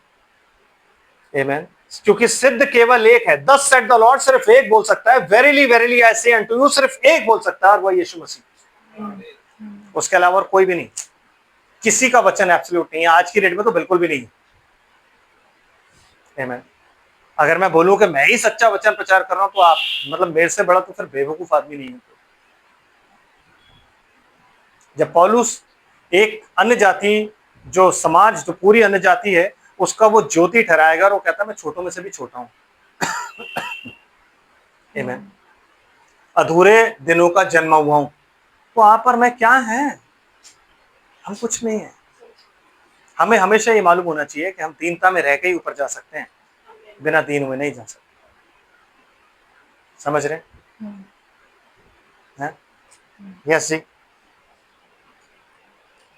और बोआज बैतलहम से आकर लबने वालों से कहने लगा। लबने वालों से कह रहा है, क्योंकि बोआज कौन है? वो किसके खेत में गई है? बोआज के खेत में। और यहाँ पे बोआज कौन है? Lord of the harvest. आमीन। कटनी का जो प्रभु है वो कौन है यहाँ पे? बोआज। तो बोआज किसको रिप्रेजेंट कर रहा है? प्रभु यीशु मसीह को। खेत किसका है? प्रभु यीशु मसीह का। खेत का स्वामी कौन है? प्रभु यीशु मसीह। आमीन। तो वो संयोग से क्यों आई है? क्योंकि परमेश्वर ने ही आपके और मेरे पैर, हमारे कदमों को परमेश्वर यहां लेकर के आया। यही वजह है ना कि हम कहते हैं यार हम यहाँ पे क्यों आए। वजह ये थी कि आपको परमेश्वर अपनी योजना में शामिल करना चाहता था, अपनी दुल्हन में शामिल करना चाहता था। तो वो रास्ता उसने बनाया और वो रास्ता ये है कि नहीं? आधा रास्ता बहुत प्लेजरेबल था, आधे रास्ते में बहुत खुशियां थी, और अब बाकी का आधा रास्ता जो है बहुत कठिन है। क्यों? क्योंकि अब आप प्रभु के बेटे और बेटियां हो गए हो। तो ऐसा कोई बेटा नहीं है खुदा के पास जिसकी परीक्षा ना हुई। जब यीशु मसीह की ऐसी परीक्षा हुई तो आपकी कैसी हुई, मेरी कैसी हुई? हमें भी तो परीक्षा से होके गुजरना है। आमीन। समझ आ रहा है? यस। अब क्यों आपका जीवन ऐसा है? इसलिए प्रभु में आने के बाद हमारा जीवन कठिन हो जाता है। क्यों हो जाता है? क्योंकि परीक्षाएं शुरू हो जाती हैं। क्योंकि हम बहुत कुछ अभी भी एक्सपेक्ट करते हैं, हमारी बहुत अभी अभिलाषाएं होती हैं। तो मनुष्य अपनी अभिलाषाओं में पढ़कर परीक्षा में करता है, परमेश्वर किसी की नहीं करता। हमारी जब एक्सपेक्टेशन बहुत ज्यादा होती है ना, जब हमारी अभिलाषाएं बहुत ज्यादा होती हैं, उन अभिलाषाओं, हमारी अभिलाषा दाऊद की तरह होनी चाहिए कि मैं परमेश्वर के मंदिर में ना एक पायदान बनूं, जिससे लोग अपने पैर पोंछ पोंछ के चले जाए, मैं कुछ ना बोलूं। लोग अपनी गंदगी मुझ पे साफ करके ये बोल दे कि वो तो गंदा है, वो तो है ही ऐसा, वो तो यूं ही है, और मैं कोई जवाब ना दूं, मैं कहूँ ठीक है वो मैं कम से कम परमेश्वर के घर के पायदान पर तो हूँ, मेरे लिए इतना ही बहुत है। अब गंदा हो रहा हूं, जो भी हो रहा हूं, मुझे वो मैटर नहीं करती। चीज मैटर क्या करती है कि परमेश्वर का जो भवन है उस स्वर्गीय भवन के मैं पायदान पर हूं। तो जो भी एंट्री करेगा मेरे थ्रू करेगा, मेरे बिना कोई एंट्री नहीं कर सकता। आमीन। समझ आ रहा है जी आपको? यस। तो यहाँ बोआज कौन हो गया है? लॉर्ड ऑफ हार्वेस्ट, और साथ साथ क्या है? किन्समैन, एक निकट कुटुंबी। यीशु मसीह आपका कौन है? निकट कुटुंबी, किन्समैन है। आमीन। और जी फिर क्या होता है जी? और बोआज बैतलहम से आकर लबने वालों से कहने लगा, यहोवा तुम्हारे संग रहे। यस। यीशु मसीह कहां से आया था? बैतलहम। बैतलहम से आकर, और लबने वालों से क्या कह रहा है? यहोवा तुम्हारे संग रहे। ब्लेसिंग क्या थी? God be with you, the Lord be with you, sorry God नहीं, the Lord be with you, यहोवा तुम्हारे संग रहे। और उनका आंसर क्या था? आमीन। नो। आंसर क्या है सिस्टर? और वह उससे बोले, यहोवा तुझे आशीष दे। God bless you brother. क्यों? क्योंकि जब यहोवा तुझे आशीष देगा तो हम उतने ही आशीषित होंगे। हमारी आशीष क्या होती है? Jehovah the Lord be with you. Answer क्या है? God bless you. Amen. Yes. फिर क्योंकि जब तक आप किसी को ब्लेस नहीं करोगे, जब तक आप किसी मिनिस्ट्री को ब्लेस नहीं करोगे, जब आप ये बोलोगे नहीं कि blessed ministry, God bless your ministry brother, आप उससे ब्लेसेड नहीं हो पाओगे, उससे कुछ नहीं पा पाओगे। आमेन। यस। तब बोआज ने अपने उस सेवक से जो लबने वालों के ऊपर ठहराया गया था पूछा, ये किसकी कन्या है? ये कन्या किसकी है? क्योंकि वो पहली बार देख रहा है कि यार यहाँ पे कोई एक लड़की भी है और लड़की जवान है। ब्रदर एंड सिस्टर, वो लड़की 30 साल की नहीं है, शी इज अराउंड 20 एंड 18। क्यों? क्योंकि वो सबसे छोटे बेटे की बीवी थी। उसकी जेठानी कौन थी? औरपा। और उसने अपनी जवानी में, जैसे यूहन्ना ने अपनी जवानी में यीशु मसीह को पकड़ा था ना, उसने अपनी जवानी में अपनी जिंदगी सास के नाम लिख दी थी। उस जवानी में, जिस जवानी में उसको कोई भी बंदा मिल जाता, उस जवानी में, जिस जवानी में उसको कोई पति मिल जाता, तो उस जवानी में उसने क्या किया? अपनी जिंदगी इस नौमी, इसके लोगों, इसकी जमीन और इसके खुदा के नाम लिख दी। टाइम क्या चल रहा है? हार्वेस्ट का। आमेन। इस हार्वेस्ट के टाइम में नौमी ने जो कुछ भी अपने वचन के द्वारा बोया था, जहां से हमने मैसेज शुरू किया, कहां से शुरू किया है? कौन सी आयत से शुरू किया? पहला अध्याय 16वीं आयत, है ना? क्या पढ़ा था वहां पे? पहला अध्याय 16वीं आयत में मैं पढ़ता हूं, आप रुकिए, आप यहीं रहिए। कहता है, रूत बोली, तुम मुझसे यह विनती ना कर कि मुझे त्याग व छोड़ और लौट जा, क्योंकि जिधर तू जाए उधर मैं जाऊंगी, जहां तू टिके वहां मैं टिकूंगी। तेरे लोग मेरे लोग होंगे, तेरा परमेश्वर मेरा परमेश्वर होगा। जहां तू मरेगी वहीं मैं मरूंगी और वहीं मुझे मिट्टी दी जाएगी। सॉरी, यदि मृत्यु को छोड़ और किसी कारण मैं तुझसे अलग हूं तो यहोवा मुझसे वैसा ही वरन उससे भी अधिक करे। आपका हर एक वचन एक बीज होता है, क्योंकि यीशु मसीह जब कुछ बोलता था ना, इट वॉज अ सीड। खुदा ने जब बोला ना ये हो जा, तो वो हो गया। तो जो कुछ भी आप बोलते हो ना, वो एक बीज होता है। तो इस औरत, इस लड़की ने जो बीज वहां पे बोया था ना, अब ये उसको काटने आई है। You sow what you reap, जो तुम बोते हो वही तुम काटते हो। तो आप सिर्फ कर्मों में नहीं, whatever your confession is, जो भी आप यीशु मसीह के नाम से बोलोगे उसको आप कभी ना कभी काटोगे जरूर। इसलिए कहता है कि ब्लेसिंग बोल, ब्लेसिंग ब्लेसिंग। जो तुझे कर्ज कर रहा है उसको भी ब्लेस कर। क्यों? क्योंकि तू बाद में ब्लेसिंग ही काटेगा, और अगर तू कर्ज करेगा बाद में कर्ज ही काटेगा। सो नेवर कर्ज, ओनली ब्लेस। जो आप अपने मुंह से बोलते हो ना, वही आपके पास पहुंचेगा वापस। आमीन। इसने क्या अपने मुंह से बोला? अब खुदा छोड़ के उसका खुदा, उसका देश, उसकी मिट्टी, उसका परमेश्वर, सब कुछ को अपना लिया। अब जब यहाँ आई है, किस टाइम में आई है? कटनी के समय। तो जो कुछ भी इसने बुआ है ना वहां पे, अब वो यहाँ पे आके क्या करेगी? काटेगी। है ना ब्रदर? सो ऑलवेज रिमेंबर कि आप क्या बोते हो, आप किसी को क्या कहते हो, क्योंकि जो भी आप कहोगे, इसीलिए कहते हैं ब्राइड को कर्ज नहीं करती। क्योंकि बाइबल में क्या लिखा है? कोई तुझे कर्ज नहीं करेगा, मैंने तुझे ब्लेस कर रखा है। तो कोई ब्राइड दूसरी ब्राइड को, एक दुल्हन चर्च दूसरे दुल्हन चर्च को कर्ज कैसे कर सकता है? डेविल कैसे बोल सकता है? उसको तमाम गलत बातें कैसे बोल सकता है? उसके कैरेक्टर पे कैसे उंगली उठा सकता है? नहीं कर सकता। No brother. आज ही मैं भाई ब्रनम का एक मैसेज का कोट सुन रहा था, उसमें वो कहते हैं कि अगर कोई बैकस्लाइड हो जाए, कोई गिर जाए, तो तुम्हें इतना नीचे गिर के उसको उठाना है जितना कोई नहीं गिर सकता। तब तुम लव शो करते हो, और तब तुम्हारे अंदर वो प्रेम है जिस प्रेम की पौलुस बात कर रहा है।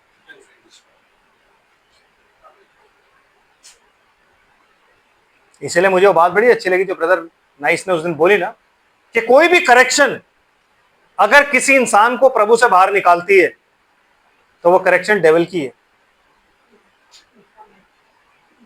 यस। आपकी किसी भी करेक्शन से अगर इंसान प्रभु से गुस्सा हो जाता है ना, तो वो करेक्शन डेविल की है। आपकी करेक्शन से इंसान प्रभु में आना चाहिए, जाना नहीं चाहिए। समझ रहे? क्योंकि आपका काम क्या है? करेक्ट करके उसको प्रभु में लाना, उसे निकालना नहीं। तो वो तरीका आत्मा सिखाता है कि कैसे करना है। आमीन। समझ आ रहा है? तो वो क्या कह रहा है? वो अपने दास से पूछ रहा है, कौन है ये कन्या? कौन है जो इतनी जवान है और जवान होने के बावजूद यहाँ पे काम कर रही? कौन है? क्योंकि बाकी जो है वो तो औरतें हैं, ये कन्या कौन है? तो फिर क्या बताया जा रहा है? जो सेवक लवने वालों के ऊपर ठहराया गया था उसने उत्तर दिया, वह मोआबिन कन्या है जो नौमी के संग मोआब देश से लौट आई है। उसने कहा था, मुझे लवने वालों के पीछे पीछे फूलों के बीच बिनने। अच्छा, यहाँ पे आधा लिखा हुआ है लेकिन बोला उसने पूरा था, क्योंकि नौमी की ये बात हर जगह फैल गई थी कि जब लोगों ने पूछा ये कौन है, तो नौमी ने उसकी तारीफ करके बताया था, ये वो मेरी बच्ची है, मेरे बेटे की वो वाली बीवी है, जवान बीवी है, कि जिसको मैंने बोला कि चली जा तो उसने मुझे ये चीज बोली, और आज ये ऐसे आई है, अपना सब कुछ छोड़ के मेरे साथ आ गई। तो ये बात हर जगह फैल गई। आमीन। तो ये जो सेवक था ये जानता था, तो इस सेवक ने जब उसने पूछा बोआज ने, तो सेवक ने सब कुछ बताया। आमीन। आगे आपको पता लगेगा, वो बोल रहा है सब कुछ बताया। सिस्टर फिर क्या कहता है? उसने कहा था, मुझे लवने वालों के पीछे पीछे फूलों के बीच बिनने और बाले बटोरने दे। तो वह आई और भोर से अब तक यही है। भोर से अब तक यही है। पूरा दिन बीत गया और वो कहाँ है? यही है वो। और केवल थोड़ी देर तक घर में रही थी। तब बोआज ने रूत से कहा, हे मेरी बेटी। बोआज ने क्या करा? उससे बोला सेवक से कि उसको बुला मेरे पास, और बुला के क्या बोल रहा है? हे मेरी बेटी, क्या तू सुनती है? किसी दूसरे के खेत में बिनने को ना जाना। नहीं जाना, मैंने इसीलिए आपको बोला this is the only faith, और यही एक मैसेज है, और यही एक फेथ है जहां पे आपको सब कुछ मिला। किसी और खेत में आप नहीं जा सकते, नहीं जा सकते आप किसी और खेत में अगर बटोरोगे ना तो आप नुकसान उठाओगे। हर एक युग का, हर एक कलीसियाई काल का एक न एक अगुवा था, एक मैसेंजर था, एक संदेश वाहक था। उसी का संदेश उस कलीसियाई युग के लोगों के लिए दुल्हन को निकालता है। आप उससे हटके नहीं जा सकते। इस युग का कौन था? William Branham. आमीन। तो जो उसने प्रीच किया, उसकी प्रीचिंग, उसके संदेश ही आपको असली जगह पहुंचाएंगे, उस खेत में पहुंचाएंगे जो खेत परमेश्वर ने ठहराया है। आमीन। समझ रहे? तो कहता किसी और खेत में तू मत जाना, यहीं रहना। क्यों? यहोवा तुझे यहां लेकर के आया है, इसलिए लाया कि तू यहीं रहना। क्यों रहना? क्योंकि तेरा किन्समैन, तेरी जो सास है, उसका जो निकट कुटुंबी है वो कौन है? मैं हूं। तो मेरा खेत छोड़ के तुमने कहीं नहीं जाना। यीशु मसीह का खेत छोड़ के आप कहीं नहीं जा सकते। जिनकी अपनी अपनी मिनिस्ट्री चल रही है उनमें मत जाओ। जो यीशु मसीह का खेत है उसी में रहो, और उसका खेत उसका वचन है। आमीन। उसका सीड, उसका बीज जो है उसका वचन है, स्पोकन वर्ड। एंड मेरी ही दासियों के संग यही रहना। मेरी दासियां मतलब जो जो मेरे वचन का प्रचार कर रही हैं, जो जो मेरे खेत में काम करती हैं, 7 चर्च एजेस में जो जो मेरे साथ रही हैं, उनके साथ ही तुम रहना। और जिस खेत को वह लपती हो उसी पर तेरा ध्यान बंधा रहे। हाँ, आपको ध्यान धरना है उस पर ब्रदर। आप इजी नहीं चल सकते, उस पर ही तेरा ध्यान रहे। चाहे दूसरे के खेत में कितनी भी अच्छे बाले क्यों ना दिखे आपको, चाहे वो कितनी मोटे मोटे दाने क्यों ना दिखे आपको, चाहे वो तुझे कितना भी हरा क्यों ना दिखे, लेकिन तेरा ध्यान सिर्फ इसी खेत में रहे। उन्हीं लड़कियों के पीछे रहना, उन्हीं स्त्रियों के पीछे रहना जो मेरे खेत में बिनती हैं। उनसे तू अलग मत होना। डिफरेंट चर्चेस हैं आज भी जो पाए जाते हैं, जिन्हें यूनिटी ऑफ फेथ में आना है, जो परमेश्वर की उस खेती में काम कर रही हैं। आमीन। फिर क्या हुआ जी? और उन्हीं के पीछे पीछे चला करना। क्या मैंने जवानों को आज्ञा नहीं दी? ये जवान कौन है? जिन जवानों को उसने आज्ञा दी है, ये उसके एंजल्स हैं। आमीन। ये उसके एंजल हैं, क्योंकि ब्रदर ब्रनम जब खड़े होते थे तो एंजल ऑफ द लॉर्ड होता था, नहीं होता? ऐसे ही एंजल्स आपके साथ भी हैं। कौन है? सेवा टहल करने वाली आत्मा है। पतरस को जेल से किसने निकाला? एंजल ने। एंजल ही था ना। आमीन। तो वो एंजल कौन होते हैं? स्वर्गदूत कौन है? सेवा टहल करने वाली आत्मा है। किसी भी एंजल की हम इबादत नहीं करते, क्योंकि हम तो खुद पुत्र और पुत्रियां हैं। एंजल हमारे लिए क्यों रखे गए हैं? वो सेवा टहल करने वाली आत्मा है। आमीन। Yes sister. फिर क्या मैंने जवानों को आज्ञा नहीं दी कि वह तुझे तंग ना करे? वो तुझे तंग नहीं करें, और जब जब तुझे प्यास लगे तब तू बर्तनों के पास जाकर पानी पीना जिसे जवान लोग भरते हैं। हाँ, जिससे जवान लोग क्या करते हैं? भरते हैं। यस, क्योंकि वो सेवा टहल करने वाली आत्माएं, ये गिफ्टिंग्स हैं जो चर्च को दिए गए हैं, ये वो गिफ्ट्स हैं जो चर्च को दिए गए हैं। आमीन। तो वो सारी तेरे लिए ठहराई गई है मेरी बच्ची, तू इसी खेत में रहना। क्यों? क्योंकि वो गिफ्ट जो है वो किसको फॉलो करेंगे? वचन को। अब अगर आप और मैं एक बिलीवर हैं और हमारे अंदर अगर चंगाई नहीं पाई जाती, मतलब हमारे अंदर अगर वचन नहीं पाया जाता, तो हम किसी को चंगा भी नहीं कर सकते, हम किसी के जीवन में शांति भी नहीं ला सकते, हम कुछ नहीं कर सकते। क्यों? क्योंकि हमारे अंदर जीवन नहीं, हमारे अंदर वचन नहीं। अगर हमारे अंदर वचन है तो कहता साइन शैल फॉलो, चिन्ह अपने आप पीछे चलेंगे। आमीन। Yes sister please. तब वह भूमि पर झुककर मुंह के बल गिरी और उससे कहने लगी, क्या कारण है कि तूने मुझ परदेसी पर अनुग्रह की दृष्टि करके मेरी सुधि ली है? बोआज ने उत्तर दिया, जो कुछ तूने पति की मृत्यु के बाद अपनी सास से किया है, हाँ, वो और तू किस प्रकार अपने माता पिता और जन्मभूमि को छोड़कर ऐसे लोगों में आई है जिनको तू पहले ना जानती भी नहीं थी। तो देखो, आपका और मेरा कन्फेशन एक बहुत बड़ी चीज है ब्रदर। यीशु मसीह क्या कहता है? तुम मुझे अगर जमीन पे बांध लोगे ना, मान लोगे, तो मैं तुम्हें आसमान पे मान लूंगा। तो वो कन्फेशन क्या है? उसका वचन हम मानेंगे, उसके वचन के अनुसार हम चलेंगे, वही हमारा खुदा है, वही हमारा सब कुछ है, वो हमारा पति है। जब आप उसके वचन को यहाँ पे मानोगे कि हाँ, अगर ये ऐसा लिखा है तो ऐसा ही है, तब यीशु मसीह स्वर्ग में पिता के सामने आपको मानता है कि नहीं, ये मेरे लोग हैं, इन्होंने मेरे नाम का बपतिस्मा लिया है। आमीन। इन्होंने ये नहीं सोचा कि वो पतरस ने कहा है या वो पौलुस ने कहा है या वो चेलों ने कहा है तो हम नहीं लेंगे, हम तो यीशु मसीह की बात मानेंगे। वरन इन्होंने वो किया है जो मैंने वचन में बोला कि जो चेलों का वचन सुनकर मेरे पास आएंगे। आमीन। जो आज्ञा मैंने चेलों को दी, उसके बाद जब चेलों ने प्रचार किया और पतरस ने बोला यीशु मसीह के नाम में बपतिस्मा लो, तो इन्होंने बपतिस्मा लिया, और लेने के बाद यीशु मसीह के नाम में बपतिस्मा लेने के बाद पिता अब ये मेरे कहलाते हैं और मैं इनमें रहने से खुश हूं। तो जब शैतान खड़ा होकर आप पे दोष लगाता है तो यीशु मसीह आपका एडवोकेट है, वो खड़ा होकर बोलता है नहीं पिता, ये मेरे लोग हैं, मैंने खून पाया इनके लिए, ये मेरे नाम के पाए जाते हैं। और तब आप क्या करते हो? जंग जीतते हो। क्यों? क्योंकि आपके गुनाह तो ऑलरेडी माफ हो चुके हैं, आप किसी जजमेंट पे नहीं आते। जो झेल रहे हो आप, वो वही है जो आप बो रहे हो। जैसे रूत ने जो बोया वो अब काट रही है, अब उसे ब्लेसिंग मिल रही है कि मैंने देखा।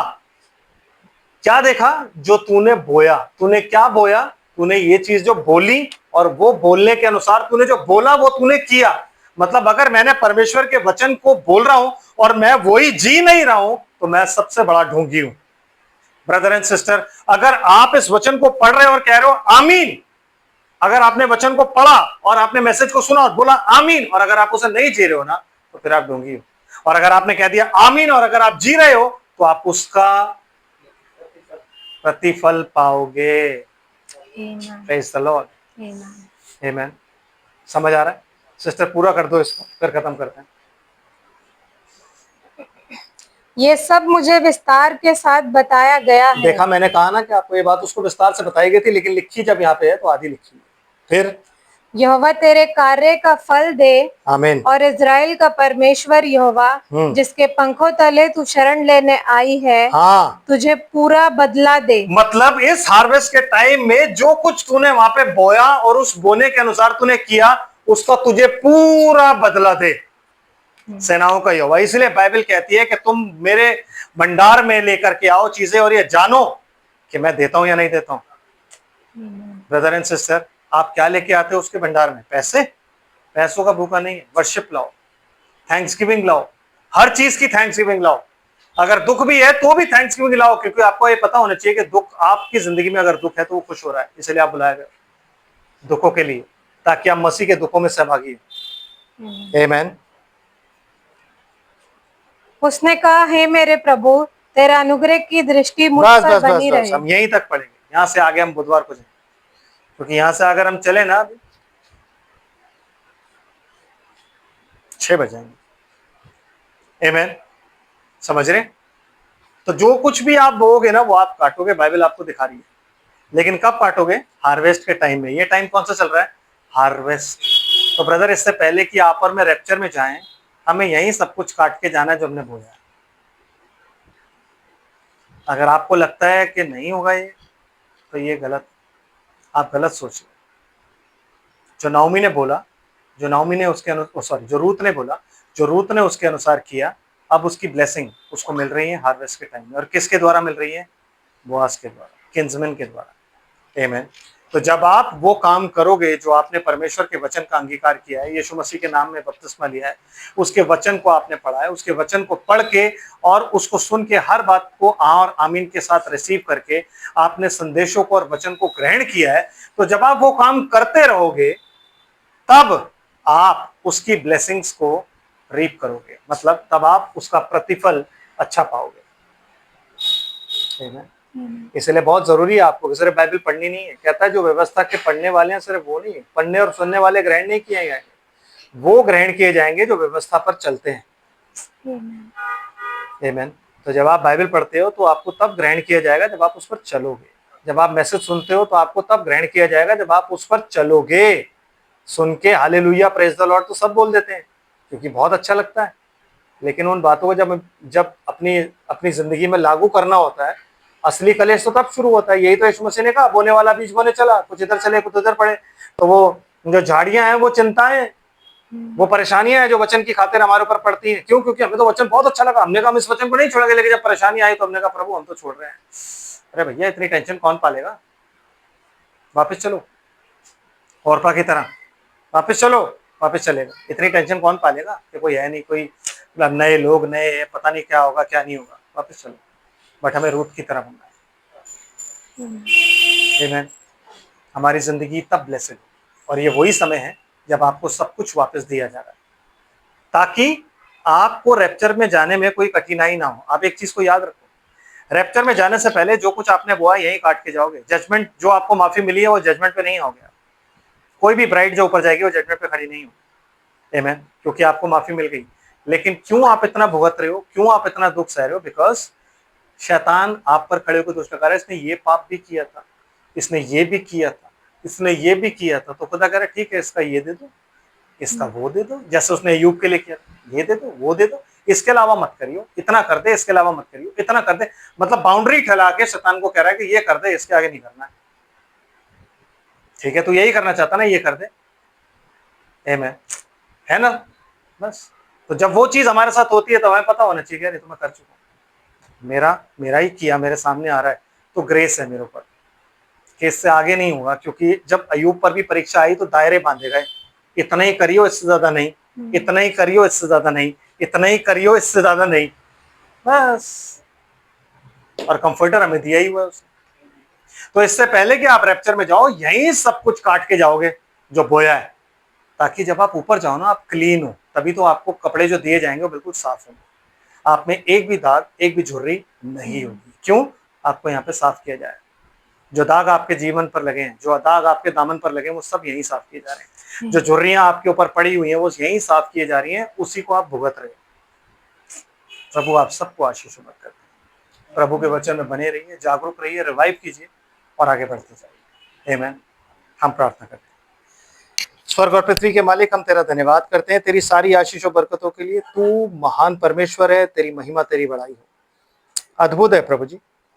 ये बात कितनी जबरदस्त है खुदावन कि जो कुछ भी रूत ने बोया वो मेरे परमेश्वर, वो बैतलहम में आने के बाद मेरे पिता परमेश्वर उस इजराइल में आने के बाद प्रभु उसको काट भी रही है प्रभु, क्योंकि उसने अपने मुंह से अंगीकार किया तेरे नाम का मेरे प्रभु, और उस विश्वास और डिसीजन को जो उसने रखा मेरे प्रभु जी, आज वो तेरी ओर से मेरे प्रभु जी, आज वो बोआज की ओर से ब्लेसिंग पा रही है, जैसे हम तुझ में ब्लेसिंग पा रहे हैं प्रभु जी। मेहनत तो है प्रभु, दाने तो बटोरने पड़ते हैं, धूप तो लगती है प्रभु जी, सब कुछ है, लेकिन साथ में प्रभु जी तेरे खेत की वो ब्लेसिंग्स है प्रभु, कि जब भी हम थकते हैं तो हमें पानी पीने मिलता है, जब भी मेरे प्रभु जी हम भूखे होते हैं तो दाने खाने मिलते हैं तेरे खेत के प्रभु। मेरे प्रभु जब बीमार होते हैं तो मेरे प्रभु तेरी ओर से चंगाइयाँ मिलती हैं और सब कुछ देता है तू प्रभु। जब डिप्रेस होते हैं तो तू अपनी एनकरेजिंग की स्पिरिट देता है, एनकरेजमेंट की स्पिरिट देता है प्रभु। हर एक बात के लिए तेरा धन्यवाद है। ये संदेश यहाँ खत्म नहीं हुआ है, इसकी और भी बातें हैं प्रभु जी जो हमें सीखनी है, जो कि एक दुल्हन के अंदर होनी चाहिए प्रभु, एक बिलीवर में होनी चाहिए। तेरा अनुग्रह हम पर हो प्रभु जी, तेरा आत्मा बना रहे ताकि हम इन बातों को जाने चलें प्रभु जी, और खुदावंद तेरे पुत्र की पहचान में बढ़ते जाएं। तेरी एक वो तेजस्वी स्त्री बनके, तेजस्वी पत्नी बनके तेरे साथ जाने वाले हो। हम में कमियां घटिया पाई जाती हैं, उन कमियों घटियों को दूर कर। ये वचन हमारे हृदय की पट्टियों पर लिखे, इसके मुताबिक हम चलें, ताकि तेरे खेत में ही प्रभु दाने बटोरे और कहीं बाहर ना निकले। सब कुछ तेरे हाथों में सुपुर्द करते हैं, सारा आदर महिमा धन्यवाद तुझे देते हैं प्रभु। और मेरे प्रभु इस वचन के पढ़े और सुने जाने पर खुदा प्रभु यीशु मसीह के नाम में बहुत अच्छे आशीष चाहते हैं प्रभु, तेरी आशीष बनी रहे प्रभु। धन्यवाद की भेंट और प्रार्थना आपके प्यारे बेटे यीशु मसीह के अद्भुत नाम से मांगते हैं। दया से आप इसे सुने और ग्रहण करें, आमीन।